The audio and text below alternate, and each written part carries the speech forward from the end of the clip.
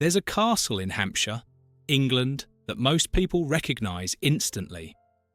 Golden towers, manicured grounds, rooms filled with crystal and priceless antiques.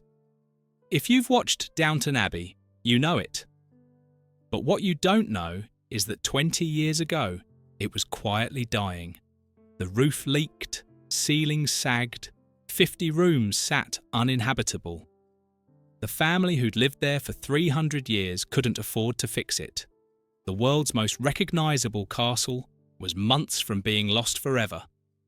This is the story of how Highclere Castle nearly crumbled into ruin, and how a television show nobody expected to succeed saved it at the last possible moment. The castle that almost wasn't. Highclere Castle sits on land that's been occupied for over 1,200 years. The first written records date back to 749, when an Anglo-Saxon king granted the estate to the bishops of Winchester. For 8 centuries, it remained church property. Bishops built a medieval palace there. They created gardens. They hosted powerful guests. Then, in 1551, during the Protestant Reformation, King Edward VI confiscated it from the church and handed it to the Fitzwilliam family. For the next 125 years, Highclere bounced between owners. But in 1679, everything changed. Sir Robert Sawyer, lawyer, Member of Parliament, Speaker of the House, and Attorney General to both Charles II and James II, purchased the property. He rebuilt the medieval palace as Place House, a grand Georgian mansion, and most importantly, he kept it in the family.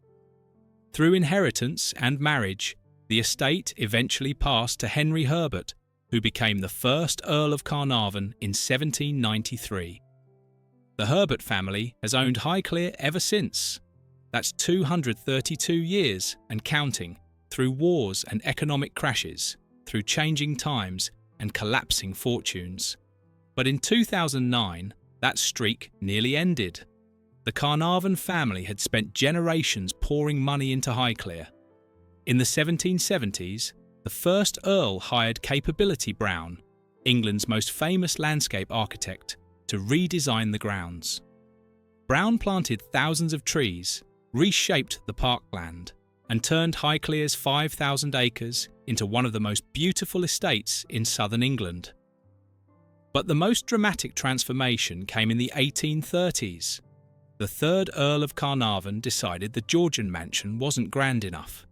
He commissioned Sir Charles Barry, the same architect designing the Houses of Parliament at the time, to completely rebuild Highclere in the Elizabethan Revival style, also called Jacobean. Barry's design was spectacular.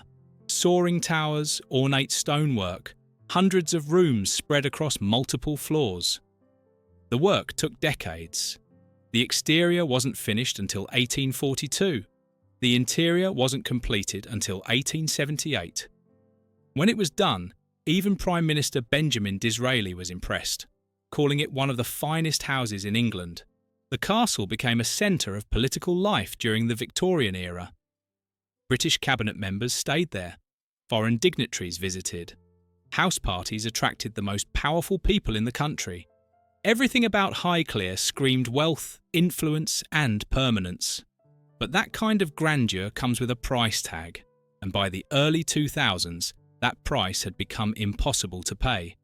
But before we get to the near collapse, there's another story that needs telling, one about treasure, tragedy, and a curse that haunts Highclere to this day. The Earl who found a pharaoh. George Edward Stanhope Molyneux. Herbert, the 5th Earl of Carnarvon, was born at Highclere in 1866. Educated at Eton and Cambridge, he seemed destined for a comfortable life managing his ancestral estate. But in 1903, everything changed. Herbert was driving one of his Panhard Levasseurs, early French automobiles that were notoriously difficult to handle, through Schwalbach, Germany, when he crashed. The accident nearly killed him. He survived, but his lungs were permanently damaged. English winters became unbearable. His doctors advised him to spend the cold months somewhere warm and dry. So starting in 1905, the 5th Earl began wintering in Egypt. At first, it was just about his health, but Egypt in the early 1900s was the centre of archaeological fever. Excavations were uncovering tombs, temples, and treasures that had been buried for millennia. Herbert became fascinated. He started funding digs himself, but as an amateur, he quickly realised he had no idea what he was doing. In 1907, he hired Howard Carter, a trained Egyptologist and former official in the Egyptian government's Antiquities Department. Their partnership would change both their lives and write one of the most famous chapters in archaeological history. For the next 15 years, Carnarvon funded Carter's work. They excavated tombs from the 12th and 18th dynasties. They published a book together in 1912 called 5 Years' Exploration at Thebes.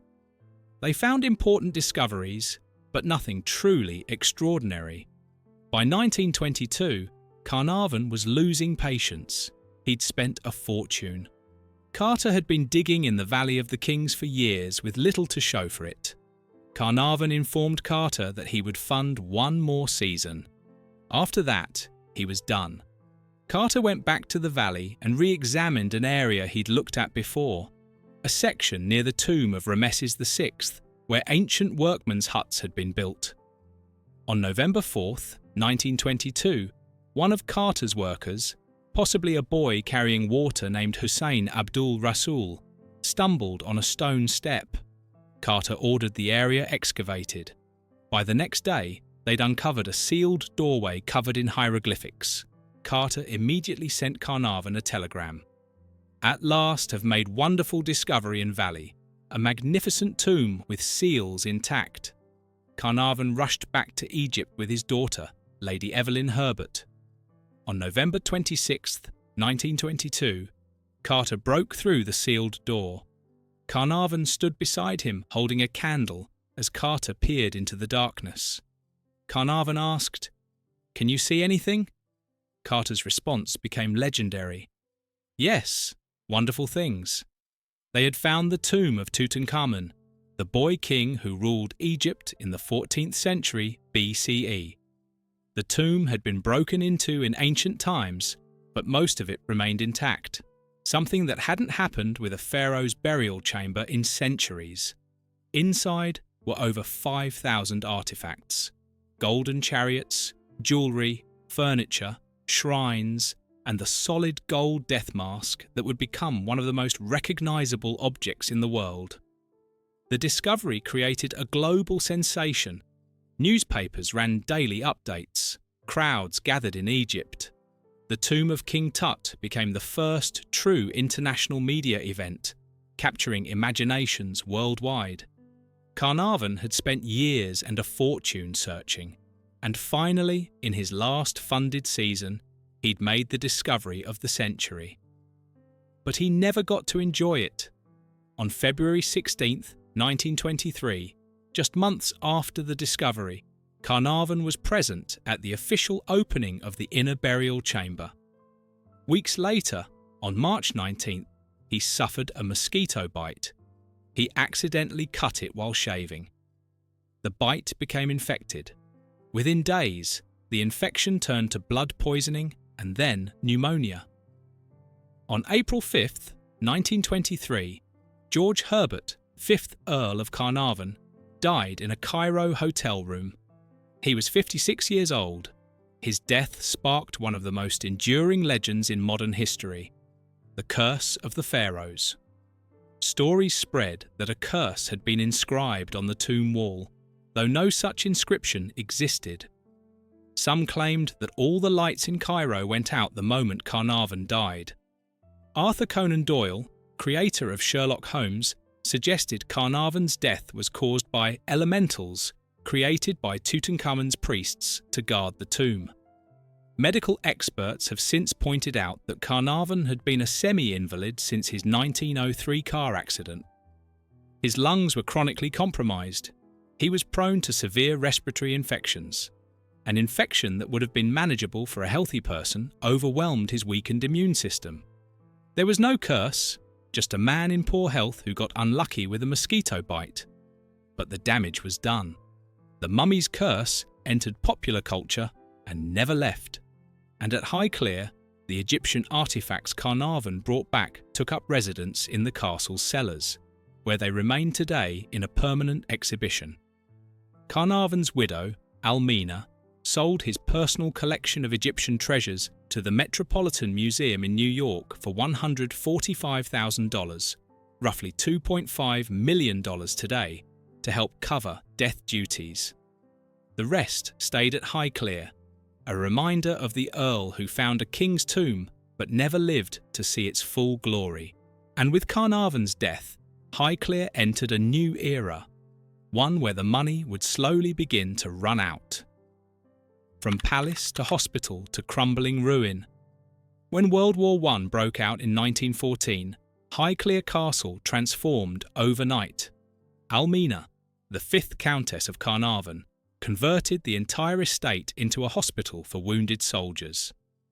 Patients began arriving from Flanders in September 1914. The Arundel Room became an operating theatre. The dressing room became a recovery ward. Every grand room in the castle filled with hospital beds. Almina didn't just open her home, she rolled up her sleeves and became a skilled nurse. Hundreds of letters from soldiers and their families praised her generosity and untiring work. The castle, built for opulence and political gatherings, became a place of healing and recovery. When the war ended in 1918, Highclere had cared for hundreds of men who might otherwise have died. The transformation was complete. The grand saloon where cabinet ministers had once discussed policy now held rows of hospital beds. The ornate dining room became a ward. Young men who'd never imagined stepping foot in such a place found themselves recovering in rooms hung with priceless artwork and 17th century tapestries. Lady Almina walked among them, changing bandages, administering medicine, and writing letters to their families. She paid for much of the hospital's operation out of her own fortune. Her father, Alfred de Rothschild, had left her an enormous inheritance, and she poured it into keeping the hospital running. The soldiers never forgot it. Decades later, their letters would still arrive at Highclere, expressing gratitude for the care they'd received. Some described Lady Almina as the person who saved their lives, not just through medical treatment, but through her kindness during their darkest hours. For many working-class men, Highclere represented everything they'd never have access to in peacetime. But during the war, those barriers dissolved. The castle became a sanctuary. 20 years later, history repeated itself. When World War II began, Highclere again opened its doors, this time to children evacuated from London during the Blitz. The castle that had once hosted cabinet ministers and Egyptologists now sheltered dozens of terrified kids fleeing the bombings. The Herbert family moved into smaller quarters on the estate, while strangers lived in their ancestral home. The children brought their own kind of chaos. They ran through the grand rooms, played in the gardens, and turned the castle into a temporary school. For many of them, it was the first time they'd seen countryside, breathed clean air, or slept in a quiet place. London was being torn apart by German bombs. Highclere was safe, remote, and untouched by the violence consuming the cities. But the war years took their toll on the estate itself. Maintenance stopped. Repairs were deferred. The staff who would normally care for the grounds and the building were off fighting or working in war industries. The castle aged rapidly during those years. Small problems became big problems. Water damage went unaddressed. Roofs went unmended. By the time the war ended in 1945, Highclere had served its country twice, but at a cost. The wars changed everything for families like the Carnarvons. Death duties, inheritance taxes, devastated aristocratic estates across England. The costs of maintaining massive properties skyrocketed while incomes plummeted. land values dropped, farms became less profitable. The British Empire, which had generated enormous wealth for centuries, was collapsing. Old money was running out. Before World War I, estates like Highclere could rely on agricultural rents, income from tenant farmers, and investments to cover their costs. After the war, those revenue streams dried up. Tenant farming collapsed. Agricultural depressions hit repeatedly.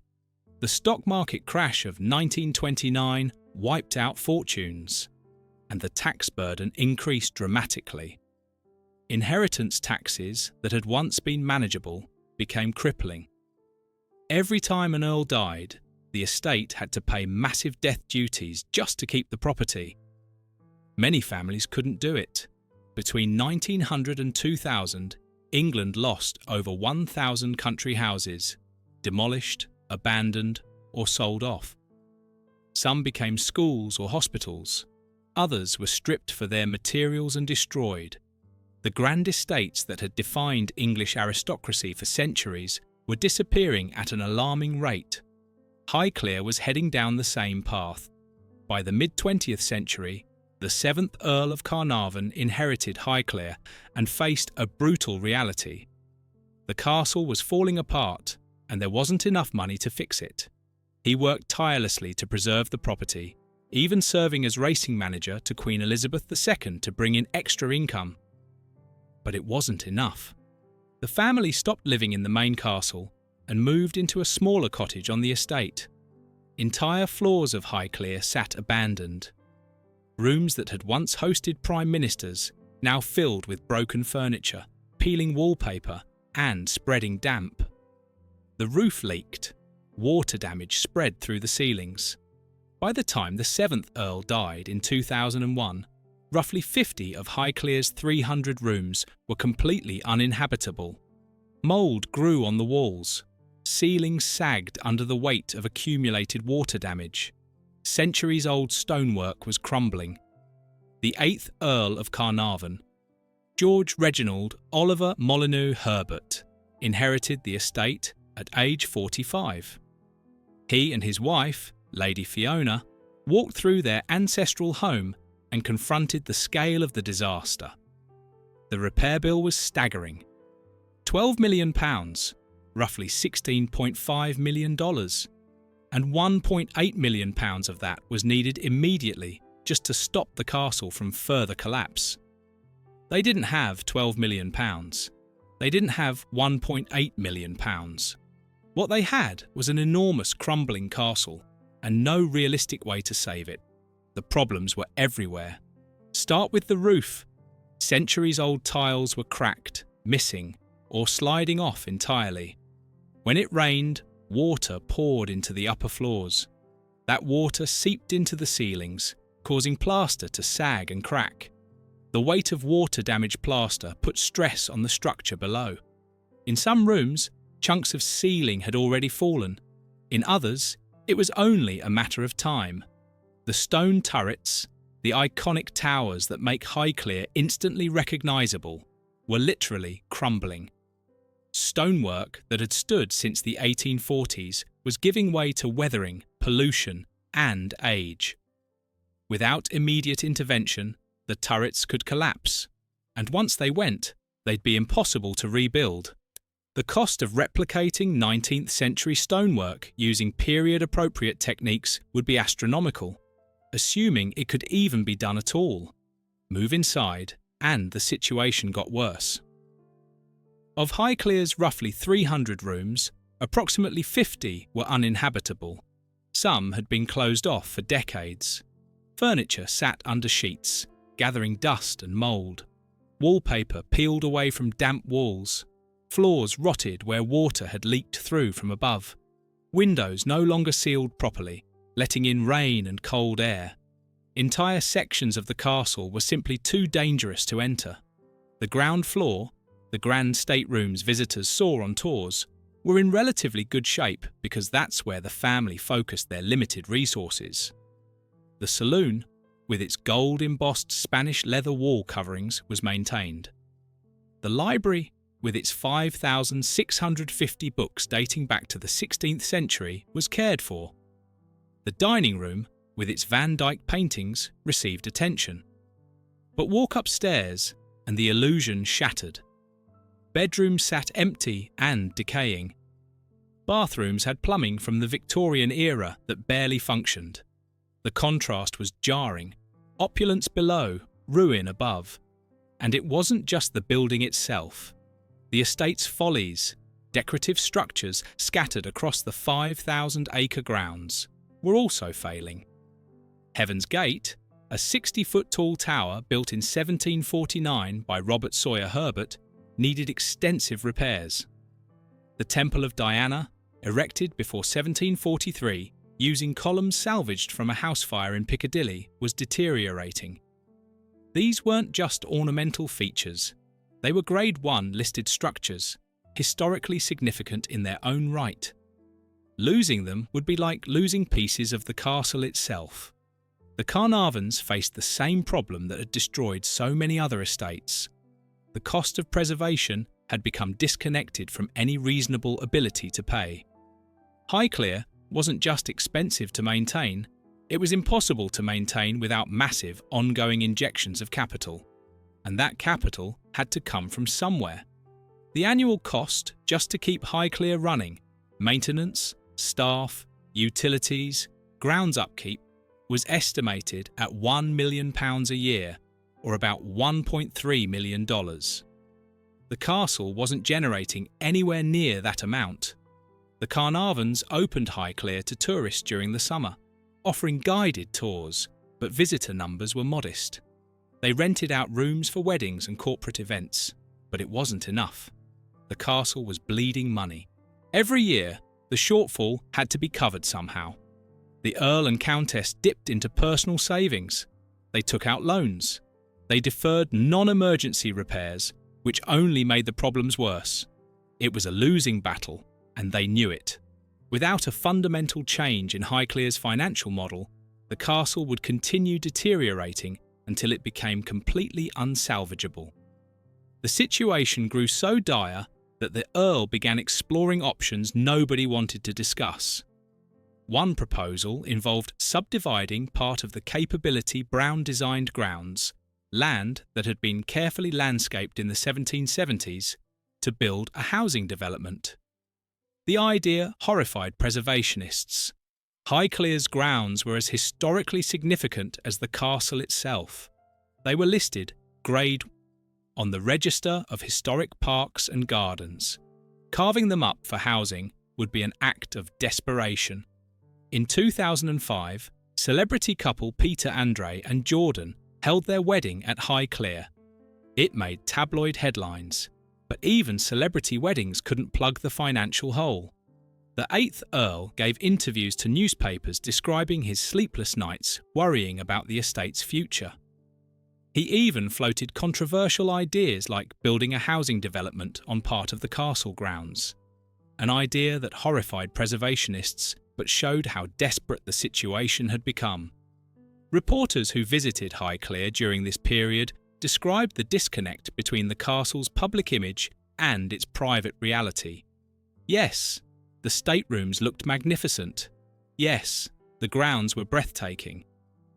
But venture into the closed-off sections and you'd find rooms that looked like they belonged in an abandoned building.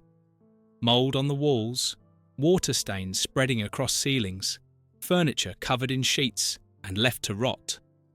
One newspaper ran a feature with photographs contrasting the maintained rooms with the deteriorating ones. The images were shocking.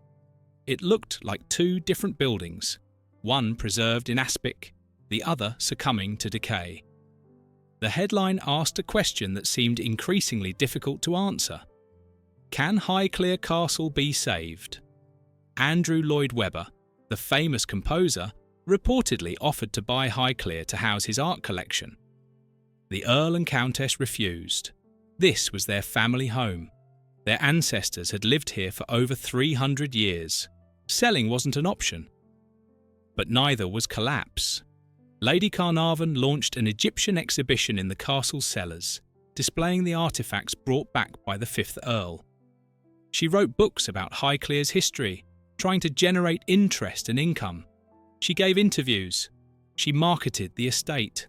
But it still wasn't enough. By 2009, time was running out. The castle's stone turrets were on the brink of collapse. Stonework was crumbling. Ceilings were being soaked into an early grave, as one newspaper put it. Some sections of the roof were so badly damaged that walking beneath them became dangerous. The castle that had survived 300 years of wars, economic crashes, and social upheaval was finally giving up. And then Julian Fellowes came calling. The show that changed everything. Julian Fellowes was a successful screenwriter and actor. He'd won an Oscar for his script for Gosford Park, a period drama about the British class system. In 2009, he was developing a new television series about an aristocratic family and their servants in the early 20th century. He needed a location that looked authentic, a real castle with the right kind of grandeur. Fellowes and his wife, Emma, were friends with Lord and Lady Carnarvon. They'd stayed at Highclere before and knew the estate well. Fellowes asked permission to scout the castle as a possible filming location for his new show, which he was calling Downton Abbey. The Carnarvons said yes. What did they have to lose? When ITV commissioned the series, Highclere became the primary filming location. The production company would pay rental fees to use the castle. More importantly, the show would bring Highclere international attention. If it succeeded, tourism might increase.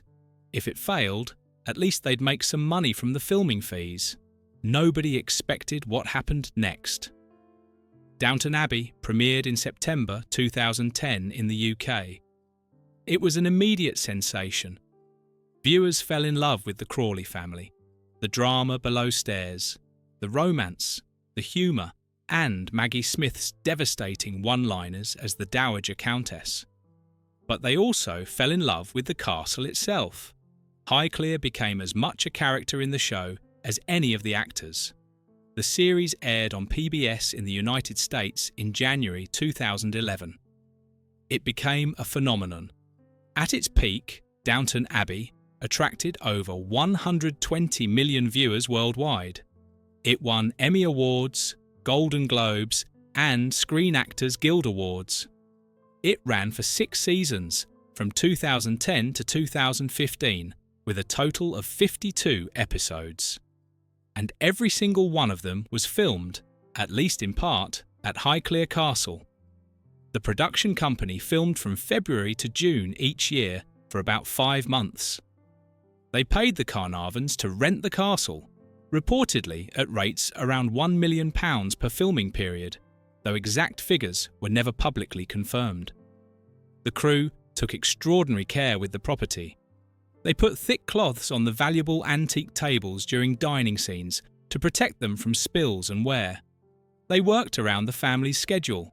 They became part of Highclere's rhythm. Lady Carnarvon later described how the household adjusted to the filming. When production started each year, it was like a new term at school. The castle came alive with people again. Crew members, actors, caterers, technicians. For a house built to be filled with guests, the activity felt right. But the real impact came from the tourists. Within months of the show's premiere, visitor numbers to Highclere exploded. People came from all over the world, America, Australia, Japan, Europe, just to see the real Downton Abbey. The castle that had been quietly struggling to attract a few thousand visitors a year suddenly had waiting lists. Tours sold out months in advance. The Carnarvons had to hire additional staff just to manage the crowds. And here's the thing, those tourists paid. Adult tickets cost £20. Family tickets were £55. Special event days and evening tours cost even more. Suddenly, Highclere had a steady stream of income that didn't depend on renting out rooms for weddings or hoping someone would book a corporate event. The money from tourism, combined with the filming fees, finally gave the Carnarvons the resources they needed to start repairs. They tackled the roof first. stopping the leaks that had been destroying the upper floors. They repaired the turrets. They fixed the crumbling stonework. They restored rooms that had been uninhabitable for decades. It wasn't easy. Repairing a Grade 1 listed building in England means working within strict preservation rules. Every material has to be period appropriate. Every technique has to be approved by heritage authorities. The work was slow, expensive, and painstaking. But for the first time in decades, the repairs were actually happening. Lady Carnarvon clarified in later interviews that the press had somewhat exaggerated the story. The filming of Downton Abbey itself didn't provide as much direct financial benefit as people assumed. The real game changer was the tourism boom that followed. The show put Highclere on the global map. It created a demand to visit that hadn't existed before. People who would never have thought about touring an English castle suddenly added Highclere to their bucket lists. The Carnarvons also learned to diversify their income. Lady Carnarvon wrote a series of books about Highclere's history, including biographies of previous countesses and stories about the estate. The books sold well, particularly to Downton fans. She started a blog and a podcast about Highclere. She gave interviews to architecture and travel magazines. She partnered with brands, like a mattress company called Silent Night, to create product lines associated with the castle. The family opened the Egyptian exhibition in the cellars, charging separate admission to see the artifacts the 5th Earl brought back from Tutankhamun's tomb. They hosted special events, Christmas tours, Easter egg hunts, outdoor concerts like the Battle Proms. They rented the castle for private dinners and exclusive experiences. Every revenue stream helped. By 2015, when Downton Abbey ended its television run, Highclere was in far better shape than it had been 6 years earlier. But the Carnarvons worried. Would people still come once the show was over? Would the tourism dry up? Then, in 2019, Universal Pictures released Downton Abbey the Movie. It grossed over $194 million worldwide. The filming brought production crews back to Highclere and reminded the world that the castle still existed. A second film, Downton Abbey: A New Era, followed in 2022, earning another $90 million globally. In 2025, the franchise is wrapping up with Downton Abbey: The Grand Finale, set for release in September. Once again, cameras are rolling at Highclere. Once again, the Carnarvons are preparing for another wave of renewed interest. The partnership between Highclere and Downton Abbey saved the castle, but it also proved something important. Historic estates can survive in the 21st century if they adapt. They can't rely on inherited wealth anymore. They have to operate as businesses. They have to welcome visitors, host events, and find creative ways to generate income. Most importantly, they have to stay alive with people. As Lady Carnarvon explained, a castle is meant to be filled with activity. When it sits empty and unused, things go wrong. Dampness spreads, decay sets in. Buildings need to be lived in to survive. The influx of visitors, cast and crew didn't damage Highclere. It brought the castle back to life. What it actually takes to run a castle.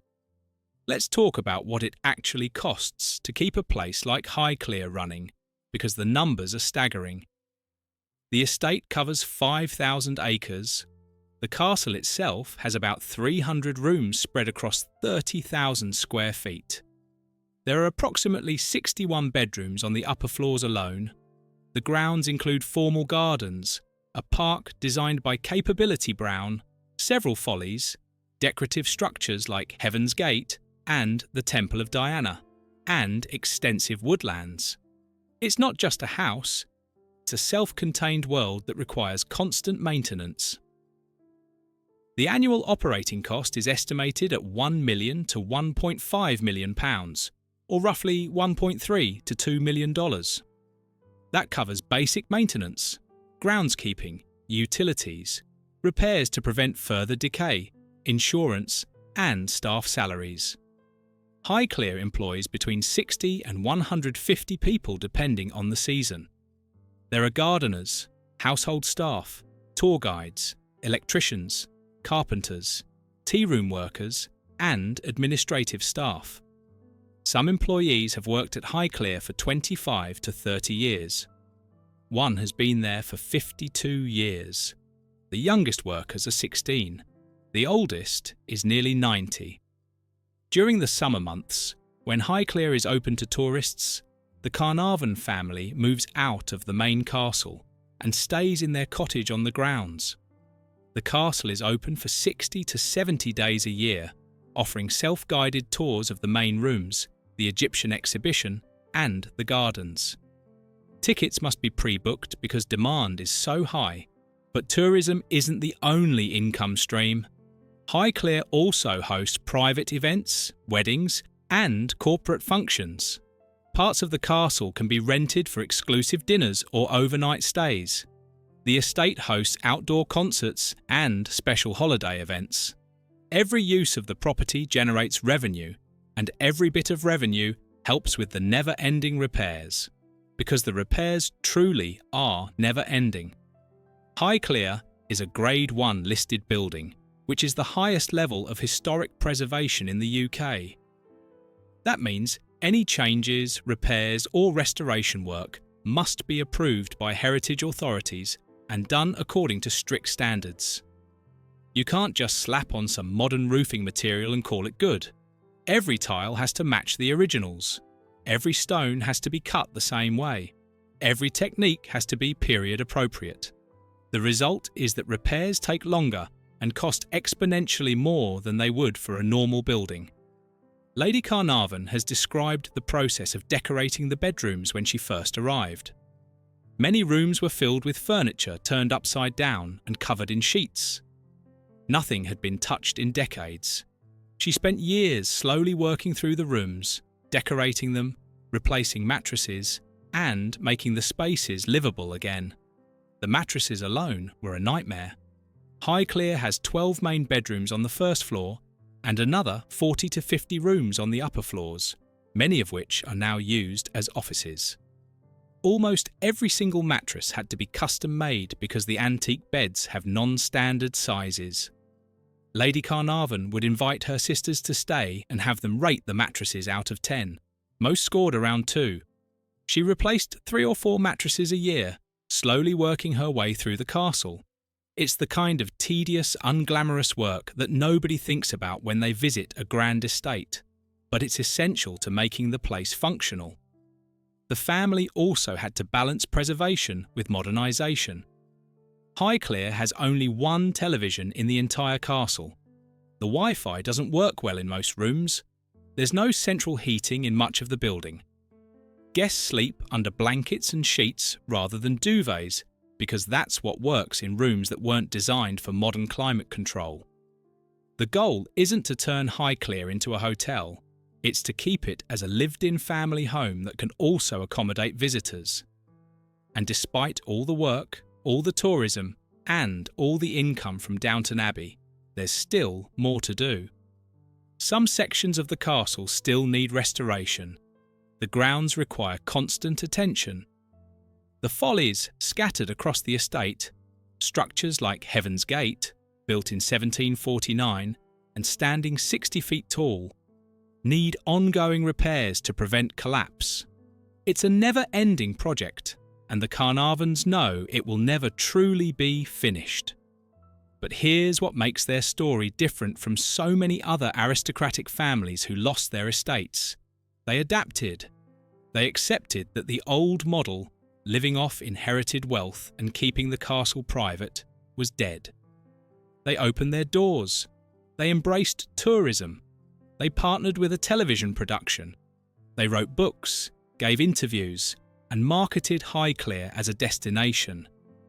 They turned a private family home into a business, and in doing so, they saved it. The lessons of Highclere. Highclere Castle's story is repeated across England and Europe, but not all of them have happy endings. Dozens of grand estates have been lost in the past century. demolished, abandoned, or sold off piece by piece because the families couldn't afford to maintain them. The costs are simply too high, and the old sources of wealth have dried up.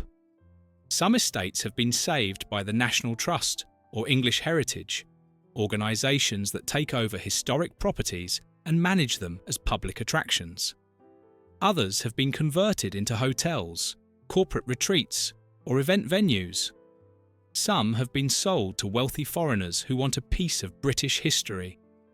And some have simply crumbled into ruins. Highclere survived because of timing, luck, and hard work. The timing was perfect. Downton Abbey premiered just as the castle reached its breaking point. The luck was extraordinary. Who could have predicted that a period drama about a fictional family would become a global phenomenon? And the hard work was relentless. The Carnarvons threw themselves into making Highclere a successful business, trying revenue streams, learning marketing, and accepting that their lives would revolve around keeping the estate functional. But there's a deeper lesson here about what we value as a society. Historic buildings like Highclere aren't just pretty places to take photos. They're physical connections to the past. They're records of architectural achievement, artistic vision, and social history. When they're lost, they can never be replaced. You can't rebuild a castle that took decades to construct using techniques and materials that don't exist anymore. Once it's gone forever. Highclere's survival also highlights the power of storytelling. Downton Abbey didn't just film at a castle, it made people care about that castle. Millions of viewers around the world developed an emotional connection to Highclere without ever visiting. They felt invested in its preservation. When they finally did visit, they weren't just tourists looking at an old building. They were pilgrims visiting a place that mattered to them. That's the real magic of what happened. Julian Fellowes created a fictional world, but he anchored it in a real place. And by doing so, he gave that place a value that transcended its physical structure. Highclere became part of a story, and stories have power. Today, the 8th Earl and Countess of Carnarvon continue to run Highclere Castle as a working estate. They still live there part-time, moving between the cottage and the main house depending on the tourism schedule. They still worry about money, repairs, and the future. But they're no longer on the brink of collapse. They have a plan, a business model, and, most importantly, a steady stream of visitors who want to see the castle and support its preservation. The Egyptian exhibition in the cellars still displays artifacts from the 5th Earl's expeditions with Howard Carter. The golden stone towers still pierce the Hampshire sky. The grounds still stretch for 5,000 acres of perfectly maintained parkland. And inside, the saloon still features its gold-embossed Spanish leather wall coverings from the 17th century. The music room still displays its 16th century Italian embroideries. Napoleon Bonaparte's desk still sits in pride of place. The Van Dyck portrait of Charles I still hangs in the dining room. All of it. Every room, every artifact, every stone, almost disappeared. But it didn't. And that's because when the moment came, when the choice was between giving up or finding a new way forward, the Carnarvons chose to fight. Highclere Castle has stood for over 300 years. It survived wars, economic crashes, changing social orders, and the slow decay that claimed so many of its peers. It survived because one family refused to let it fall. And now, thanks to a television show nobody expected to succeed, it will likely stand for another 300 years. If you enjoyed this video, please like and subscribe to our channel so you never miss out on more fascinating stories.